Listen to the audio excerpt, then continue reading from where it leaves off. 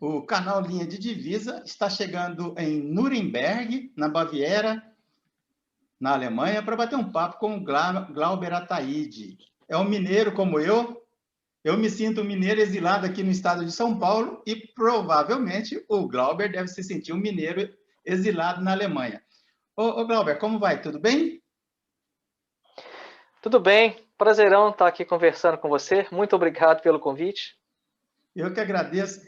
Rapaz, bater papo com o mineiro assim é muito bom. Eu gosto demais desse sotaque, vai me dando assim uma certa saudade de Minas Gerais. Mas eu queria que você falasse para mim qual foi o curso superior que você fez, aonde foi e o teu mestrado. Qual foi o objeto da sua pesquisa, Glauber, e qual foi a universidade onde você fez? Por gentileza, se apresente aí para o pessoal que está assistindo o canal. Bom, então, o meu nome é Glauber. Eu fiz graduação em filosofia na UFMG, Universidade Federal de Minas Gerais, né, modalidade bacharelado. E depois eu fiz o mestrado em filosofia também na UFMG. Meu mestrado foi na linha de filosofia contemporânea, estudando o conceito de reificação no filósofo marxista Georg Lukács. Ok. A tua graduação e o seu mestrado foram lá na Pampulha, cara? Ou foi no centro aí de BH? Lá de BH? Lá na Pampulha. Eu morava lá na região, morava uns 10 minutos de carro da universidade. Uhum, legal. E, o Glauber, o canal Linha de Divisa ele tem uma proposta de estabelecer um diálogo entre a academia e, principalmente, a academia e o grande público e a sociedade.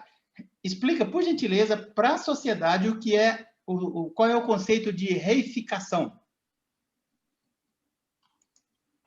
Bom, o conceito de reificação, ele quer dizer basicamente o seguinte. Essa palavra reificação, ela significa literalmente coisificação. Ela significa basicamente o fenômeno que é muito comum na sociedade capitalista de as pessoas perceberem relações humanas como se fossem coisas. É um conceito muito amplo que ele vai explicar não só as nossas relações no dia a dia, como ela vai explicar também, por exemplo, como a ciência está configurada hoje. Então, esse tipo de característica, né, de ver aquilo que é relação entre as pessoas como se fossem relações entre coisas, começou no início do capitalismo. Até o capitalismo, isso não era comum. Então, a pesquisa é basicamente mostrar como que a sociedade capitalista ela tem como uma de suas consequências esse fenômeno da reificação. O fenômeno de, por exemplo, as pessoas serem tratadas como coisas. Um exemplo no cotidiano é quando você vê em uma determinada empresa, ela tem um departamento chamado de recursos humanos. Por que recursos humanos? Porque a empresa ela tem vários recursos e alguns desses recursos são pessoas, são humanos. Esse é um exemplo da reificação no nosso cotidiano. Só que ela vai muito mais além, né? Na ciência, por exemplo, essa tendência da gente ter uma ciência cada vez mais fatiada, né? Cada campo da ciência indo cada vez mais fundo no real, só que investigando um aspecto da realidade cada vez menor, né? A tendência é essa. Isso é uma das consequências também da reificação. Então, é um fenômeno muito amplo. A reificação o termo é tradução da palavra alemã Verdinglichung. E esse termo em alemão, esse substantivo Verdinglichung, ele tem na raiz a palavra Ding, né? Verdinglichung. Ding, em alemão, significa coisa.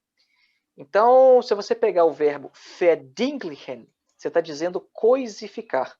Então, é basicamente isso. Reificação quer dizer uma coisificação. Só que no português, a gente acabou optando, né, pela tradução latina da palavra, porque coisa em latim é res, por isso que fica reificação. Mas no alemão mesmo, que é a língua no qual esse termo foi cunhado, é bem simples, é coisificação. Isso vem, né, da análise do Marx sobre a questão da alienação. né? O Lukács ele desenvolveu essa questão pegando um trecho da obra de Marx ali no final do primeiro capítulo de O Capital, no qual Marx fala sobre o fetiche da mercadoria, né? Sobre essas coisas. Então, a partir de lá que o Lukács ele percebeu que o Marx ele teve ali como se fosse um insight, né? Ele desenvolveu pouco a ideia e o Lukács ele continua a reflexão de Marx a partir daquele ponto. Ok. A pronúncia é Lukács? Escreve-se Lukács e a pronúncia é Lukács? Exatamente, é porque o Lukács ele nasceu no Império Austro-Húngaro, né? Então lá se falava alemão e também húngaro, mas o nome Lukács ele vem do húngaro e a pronúncia é essa mesmo. Só que, né, tem muito lugar que eles falam Lukács, né? Depende do país, mas a pronúncia correta é Lukács. Glauber, aproveita e contextualiza para quem nunca ouviu falar nele, no Lukács, no tempo e no espaço. Mais ou menos quando ele nasceu, quando ele morreu, aonde ele nasceu. Contextualiza para a gente no tempo e no espaço. Bom, o Lukács ele nasceu ali na segunda metade do século XIX. Né? Eu não me lembro exatamente da data de nascimento dele, talvez 1885. Eu vou precisar de uma cola para ver se com certeza. Não tem E ele problema. morreu. Depois eu coloco aqui na legenda. Uhum. E ele morreu em 1971. Bom, o Lukács ele é basicamente o seguinte. O Lukács ele nasceu de uma família rica, né? O pai dele era da diretoria de um dos principais bancos, né, do Império Austro-Húngaro, e nasceu com uma vida extremamente confortável. Foi educado em casa, né, como era comum para gente dessa classe social. Desde criança era extremamente brilhante. Né? Dizem que ele aprendeu a ler unicamente ouvindo as aulas que o irmão mais velho dele estava tendo em casa e do outro lado da mesa vendo os livros de cabeça para baixo. Né? Só de estar perto e vendo de cabeça para baixo ele aprendeu a ler. Então, desde criança sempre foi brilhante. E acabou que o Lukács, né, crescendo, ele quis muito ir para a área da literatura, da estética. Então, foi essa obra do Lukács, A História e Consciência de Classe, que foi o ponto de partida da chamada Escola de Frankfurt, por exemplo. Porque nessa obra, o Lukács ele retoma a ligação do marxismo com a filosofia. Então, ele faz uma leitura extremamente hegeliana de Marx. E o que é interessante é que ele fez isso num período em que não era possível se ter a dimensão exata da dependência de Marx em relação a Hegel. Isso porque as obras de Marx que deixavam mais clara essa relação, elas só foram publicadas na União Soviética a partir da década de 1930. Então, por exemplo, Marx escreveu os manuscritos econômico-filosóficos de 1844. O Marx nunca publicou essas obras. O Marx escreveu, deixou na gaveta. Quase 100 anos depois, na União Soviética, na década de 30, é que essas obras, nas quais o Marx está falando explicitamente com e contra Hegel, é que isso foi publicado. E o Lukács ele escreveu História e Consciência de Classe mais ou menos ali em torno de 1920. Né? Alguns textos um pouco antes e alguns textos um pouco depois, porque essa obra é uma coletânea de textos. E o genial do Lukács é que ele conseguiu perceber como que o Marx estava estreitamente relacionado à dialética hegeliana. O que o Lukács tinha para ler, por exemplo, era o Capital de Marx, né, uma obra de crítica da economia política. E o Lukács conseguiu ler ali como que o Marx ele fez uso, né, de categorias hegelianas, do modo, né, de pensamento que Hegel utiliza, por exemplo, na sua ciência da lógica. Então, o Lukács faz uma síntese genial, né, entre marxismo e hegelianismo. Então, quando o Lukács lança essa obra, né, deu uma revigorada no pensamento marxista, porque o problema do marxismo até esse momento histórico era que o marxismo tinha ido para aquilo que se chama economicismo, né, achar que Marx está falando muito de economia e corta qualquer ligação de Marx com a filosofia. Então, naquela época, por exemplo, era comum você tentar fabricar uma filosofia kantiana, né, para prover o Marx de uma fundamentação filosófica. E o Lukács ele é genial nisso. O Lukács fala, olha, Marx está em estreita ligação com Hegel, e eu vou mostrar por quê. E o Lukács, como ele escreveu vários textos no calor também da Revolução Russa, o que acontece é que ele dá uma fundamentação filosófica, né, e faz, às vezes, algumas reflexões filosóficas sobre temas que eram importantes, né, nas questões políticas da época. Então, por exemplo, o Lukács ele foi muito influenciado pela questão que Lenin coloca sobre a organização partidária.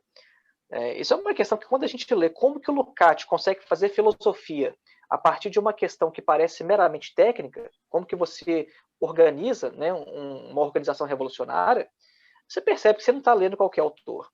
Eu me lembro que eu tive meu primeiro contato com o Lukács na graduação, e foi um pouco depois das chamadas Jornadas de Junho, aqui no Brasil. Eu me lembro que um professor ele estava dando uma disciplina em que cada aluno deveria escolher um filósofo de sua preferência, e a partir desse filósofo, fazer uma reflexão sobre as Jornadas de Junho. Aí eu nunca tinha lido Lukács, pensei, todo mundo fala nesse cara, né? Quem sabe, eu vou começar a ler então e vou tentar fazer um trabalho com ele. E aí ele tem um artigo chamado Consciência de Classe, no que ele vai falar sobre o que é a questão da consciência de classe.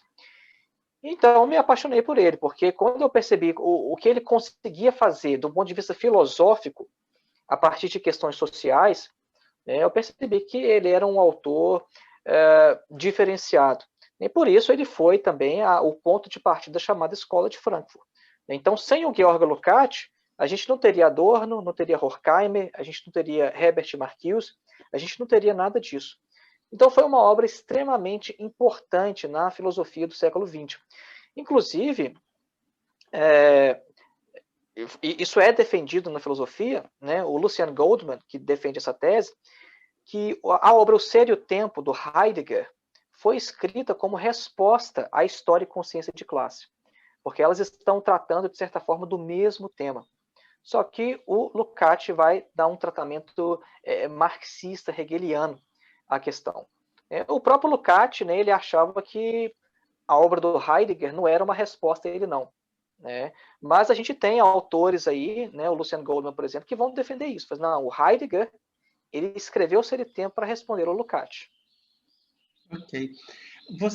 Glauber, você aborda na tua dissertação as categorias de totalidade e mediação. Fala um pouquinho sobre isso. Bom, são categorias que o Lukács vai trazer da filosofia hegeliana. Né? Porque o fenômeno da reificação ele pode ser entendido, de certa forma, como uma perda da totalidade, da visão da totalidade. O Lukács vai mostrar que, a partir do fenômeno da divisão social do trabalho, isso se refletiu também nas ciências. Se a gente perceber bem historicamente, quando que as ciências elas começaram a se separar da filosofia, foi mais ou menos no mesmo período em que começou-se a especialização do trabalho no capitalismo. Essas coisas elas andam juntas.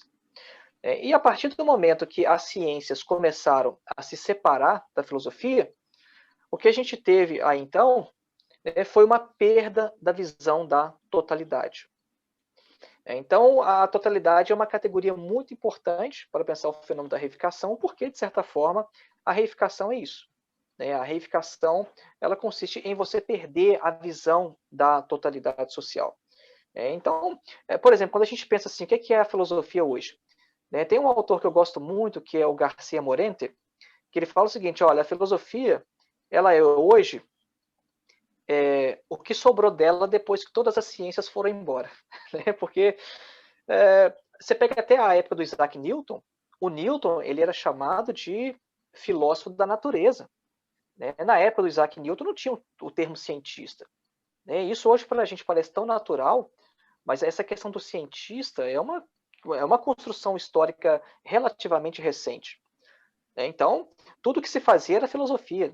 Você pega os pré-socráticos, por exemplo, eram todos cientistas. Eles estavam interessados em investigar o mundo.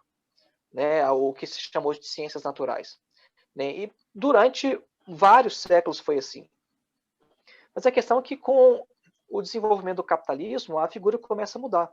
A partir então do momento que a gente tem a divisão social do trabalho, isso vai se refletir também na filosofia e nas ciências. Né? Você tem ciências cada vez mais especializadas. Assim como no campo prático, no mundo do trabalho, você tem, às vezes, os trabalhadores cada vez mais especializados em uma tarefa mínima, no campo da ciência também acontece isso. Né?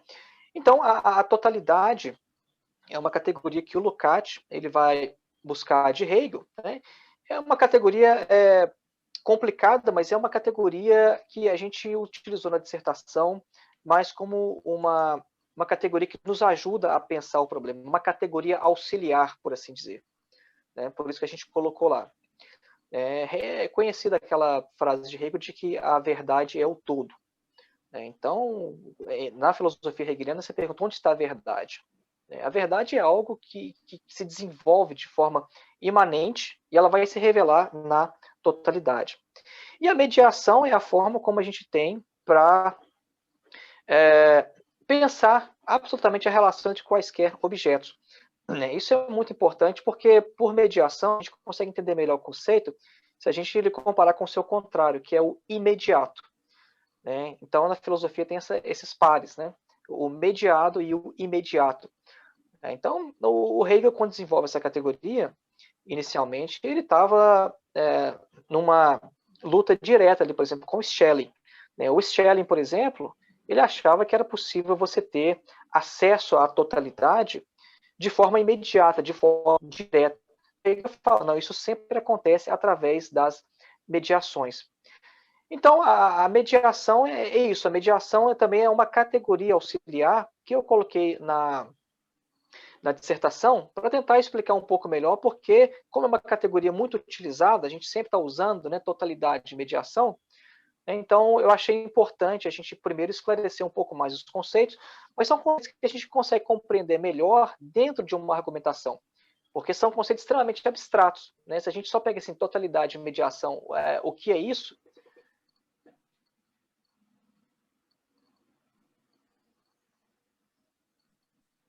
Por mais que falando, é uma coisa por demais abstrata que a gente consegue compreender melhor dentro do seu uso em determinados contextos. É por isso que são categorias auxiliares que a gente usou na dissertação para deixar o trabalho mais completo. Ô, Glauber, e é possível se falar em núcleo originário da reificação ou em núcleos originários? Sim, o núcleo originário da reificação é a mercadoria.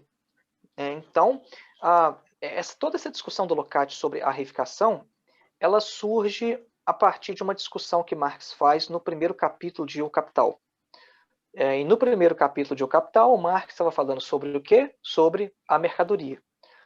Então, é a partir da estrutura da mercadoria que a gente vai, então, conseguir visualizar e desenvolver, né, todo o fenômeno da reificação. Então, a reificação ela parte disso. Né? A reificação ela parte, historicamente, de um momento em que a forma principal de intercâmbio entre os homens é através da troca de mercadorias. Porque, vejam bem, historicamente, sempre teve, né, o comércio. O comércio sempre existiu. Só que o comércio nas sociedades anteriores ao capitalismo, ele acontecia principalmente nas fronteiras das sociedades. Né? Então, a produção ela era primariamente para aquela determinada sociedade. O que sobrasse daquela produção, você fazia comércio com outras comunidades, com outras cidades, com outros países. Né? No capitalismo isso muda.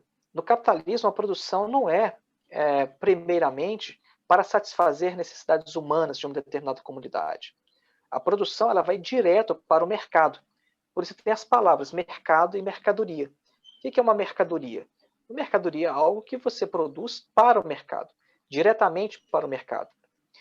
E com isso aí, a gente perde a dimensão de que o que está acontecendo quando eu vou na padaria e compro uma baguete e dou meu dinheiro, a gente perde a dimensão de que isso é uma relação entre homens e não entre coisas. Então, por exemplo, eu tenho essa blusa aqui, essa blusa com o Sócrates, né? Então eu penso assim, tá, onde é que surgiu essa blusa? Ah, essa blusa eu comprei, eu fui à loja e comprei essa blusa com meu dinheiro. Então eu acho que, na verdade, eu estou me relacionando com uma coisa, que eu fui na loja, eu peguei uma coisa e dei meu dinheiro em troca dessa coisa. Mas, na verdade, o capitalismo escamoteia que, no fundo, o que acontece é uma relação entre pessoas. Né? Porque, de alguma forma, essa blusa foi feita por alguém. Se a gente pensar em todo o processo de produção dessa blusa, né, isso aqui, por exemplo, estava em estado de natureza, isso aqui é algodão. Isso aqui foi plantado. Isso aqui foi plantado, isso aqui foi colhido, isso aqui passou por um processo de produção para virar tecido, isso aqui foi costurado por outros trabalhadores.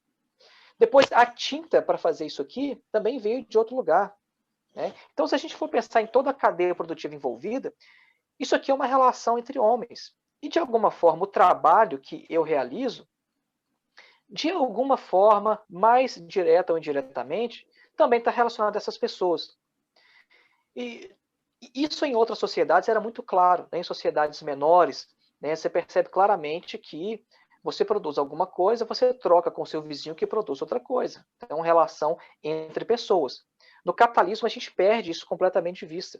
A gente tem a sensação de que a gente está relacionando com coisas. Isso que vai explicar, por exemplo, por que as pessoas hoje são cada vez mais individualistas. De onde que surge a ideia? Não, eu não preciso de ninguém. Eu sou autossuficiente. Autossuficiente coisa alguma.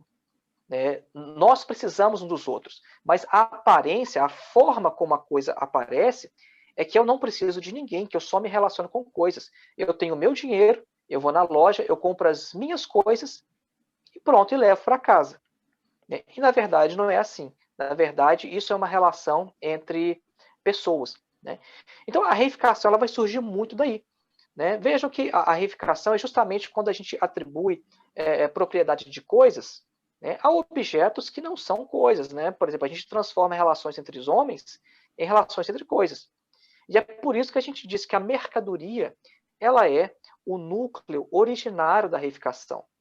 Porque a reificação ela só começa a partir do momento em que a forma principal de intercâmbio entre os homens é através da mercadoria. Como a gente disse, troca de mercadoria já existia antes do capitalismo. Né? Há milhares de anos, os homens trocam produtos, né? Trocam mercadorias. Agora, só no capitalismo, essa é a novidade histórica do capitalismo, em que a produção é totalmente voltada para o mercado.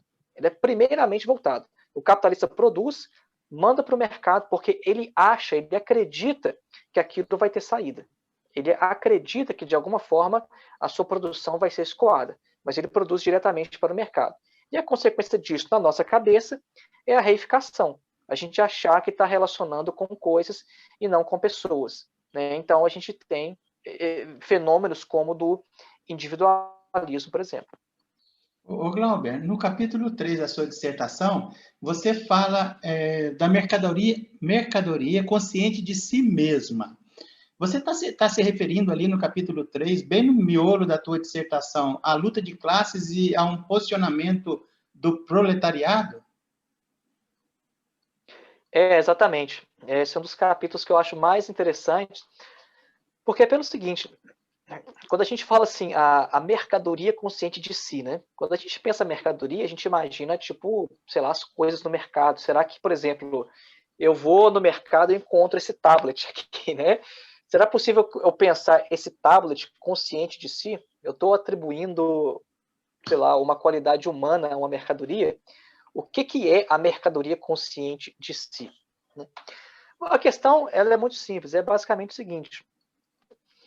A questão é que no capitalismo, tudo é transformado em mercadoria, inclusive a força de trabalho.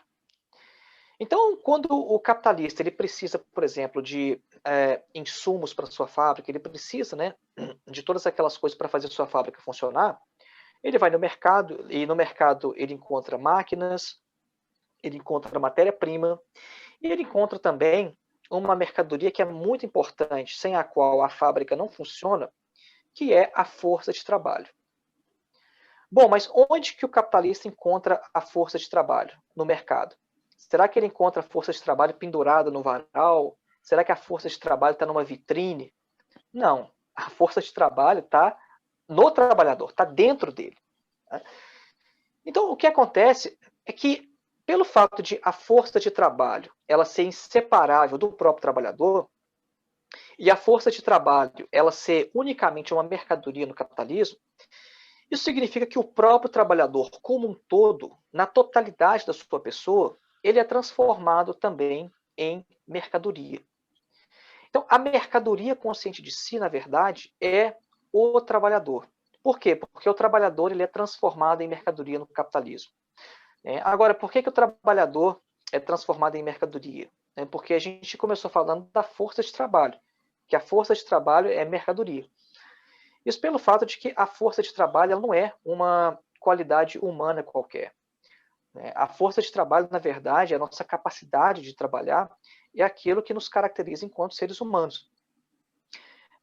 Quando a gente lê, por exemplo, um texto de Engels chamado Sobre o papel do trabalho na transformação do macaco em homem, a gente percebe que, na visão marxista, aquilo que nos diferencia dos outros animais e aquilo que nos fez o que nós somos hoje foi o trabalho. O Engels vai falar, por exemplo, que foi por causa do trabalho, no desenvolvimento das mãos, que a gente conseguiu ter um Paganini ou então ter um Rafael na pintura. Como é que a gente conseguiu ter uma habilidade tão grande nas mãos a ponto de gerar um Paganini, um virtuose no violino? Como que a gente desenvolveu o nosso cérebro e as nossas mãos de forma a gente ter as pinturas de Rafael? O Engels fala através do trabalho. Foi através do trabalho que a gente começou a se separar dos nossos primos, na escala evolutiva. Então, o trabalho é aquilo que nos caracteriza enquanto humanos, a nossa capacidade de trabalho. Então, quando você pega uma característica como essa, que é a força de trabalho, e transforma isso em mercadoria, você transforma a totalidade do homem também em mercadoria. Porque a gente não consegue separar as coisas. Seria muito bom se a força de trabalho fosse uma coisa que a gente pudesse pegar, mandar para a fábrica, enquanto a gente fica em casa fazendo outras coisas. Mas não. Quando a gente precisa vender a força de trabalho, a gente fica lá 8, 10 horas por dia na fábrica e a gente é obrigado a estar lá também. Não é possível separar a força de trabalho de trabalhador. E como a força de trabalho é mercadoria, então o trabalhador também é transformado em mercadoria. O que acontece é que o trabalhador, quando ele se dá conta de sua situação, quando ele se dá conta de que ele, na verdade, é mais uma mercadoria entre todas as outras no capitalismo, aí a gente tem esse fenômeno da mercadoria consciente de si. Ou seja, a mercadoria consciente de si é o trabalhador que chegou à consciência de que ele, na sociedade capitalista, não é nada mais do que uma mercadoria como as outras. Que ele está submetido à lógica, por exemplo, da oferta e demanda. Então, se ele percebe que ele não tem qualificação e que tem uma oferta muito grande de mão de obra para fazer a mesma coisa que ele faz, ele percebe então que o valor dele diminui. E ele percebe que se ele não encontrar alguém que compre a sua força de trabalho, ele está na miséria, ele está na sarjeta, ele não paga suas contas. Então, é nesse sentido que é a mercadoria consciente de si. Ou seja, é o trabalhador que percebe que ele é uma mercadoria e que se dá conta de sua situação na sociedade capitalista. Glauber, no final da sua dissertação, você fala nas formas ou na superação da reificação. A gente está caminhando para o fechamento desse nosso primeiro bate-bola, bate-papo aí, extremamente interessante, pela forma com que você aborda essas questões, traz luzes extremamente interessantes. Mas qual foi a conclusão que você chegou em relação à superação da reificação? Bom, essa é uma questão inconclusa, porque o Lukács, ele fala em um determinado trecho de sua obra que a gente não pode ter certeza que a reificação de fato seja superada. Agora, a questão é o seguinte: se a reificação ela tem origem na estrutura da mercadoria, espera-se, então, que em uma sociedade em que não existam mais mercadorias, né, em que a forma principal de intercâmbio entre os homens não se dê através de mercadorias, mas de forma direta, então que a reificação cesse. Né? Só que a questão ela não é tão simples assim, né? Porque a reificação ela é, de certa forma, uma espécie de alienação. E a alienação é um fenômeno muito mais antigo do que o capitalismo. Ninguém afirma que a alienação começou com o capitalismo. A questão não é essa. Então, é uma questão que, na minha dissertação, eu deixo em aberto, porque em algumas passagens, passagens bem breves, lacônicas, o Lukács vai afirmar que mesmo que a gente supere a reificação por um breve instante, tem-se o risco de que caia-se novamente na reificação. Então, embora ele não tenha desenvolvido muito bem isso, é uma coisa que passava na sua cabeça. Né? O Lukács ele não tinha uma posição de que a coisa era tão simples assim, que bastava acabar com as causas sociais da reificação para que ela desaparecesse.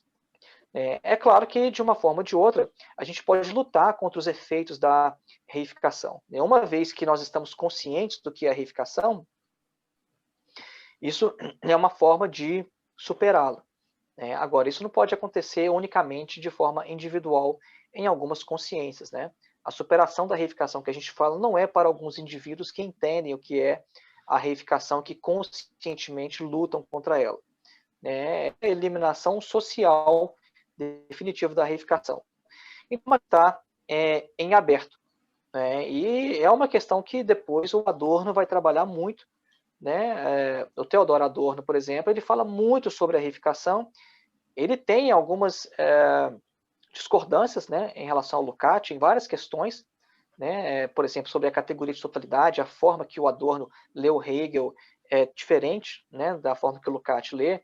E nessa questão da reificação, eles também têm essa divergência. Né? Então, é uma questão em aberto. Se a gente eliminar as causas sociais da reificação, talvez a gente diminua muito esses fenômenos que a gente observa hoje, que são resultantes da reificação.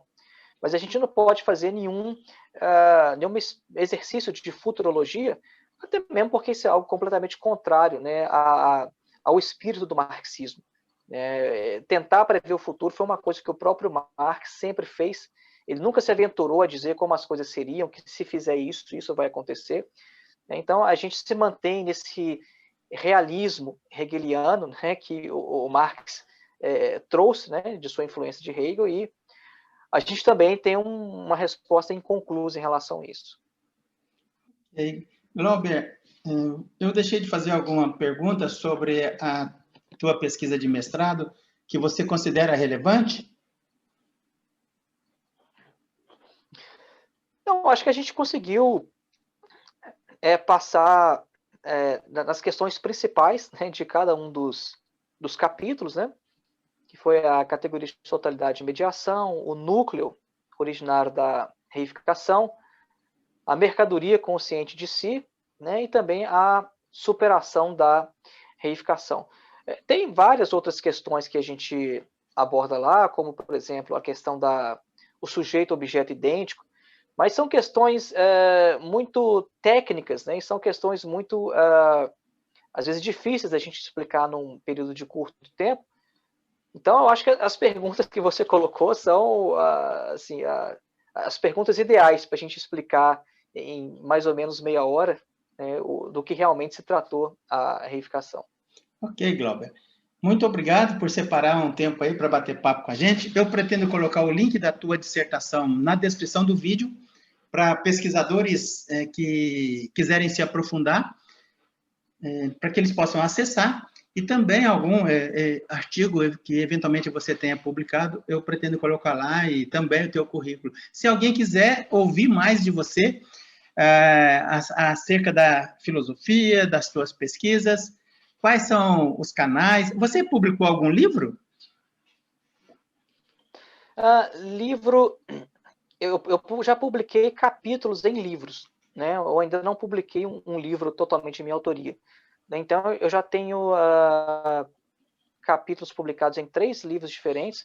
O mais recente saiu agora pelas edições Loyola, que é um livro chamado Filosofia da Religião, no qual eu contribuí com um artigo sobre o Anselmo de Aosta, filosofia medieval. É uma área meio diferente, né, da minha especialização. Eu tenho várias entrevistas com a filosofia, com pesquisadores da filosofia medieval. É uma grata surpresa saber que o marxista também se interessa pela filosofia medieval de alguma forma. Para mim é uma grata surpresa, porque a proposta do meu canal eu ouvi todos e todas sempre, sempre, com todo respeito. Inclusive, eu vou indicar o teu canal lá na descrição e se você puder me indicar outros pesquisadores do Marx, do Karl Marx, por favor, compartilha comigo que eu pretendo entrar em contato e criar uma playlist sobre os pesquisadores nessa área. Essa pesquisa, esse artigo que você escreveu aí sobre um filósofo medieval, vamos agendar para janeiro aí, se você arrumar um tempinho, vamos bater um papo sobre esse artigo também. Muito obrigado, um abração, a gente volta a se falar, tá bom? Muito obrigado pelo convite, fico muito feliz de poder ter participado com você e um grande abraço, até a próxima. Valeu, um abração, um feliz ano novo para você, viu? Aproveitando que a gente está no dia 31 de dezembro de 2020, para quem nos assistir no futuro, o ano da pandemia, que a gente já está dando tchau para ela, se Deus quiser. Então tá bom, viu, Glauber? Um abração. Abração.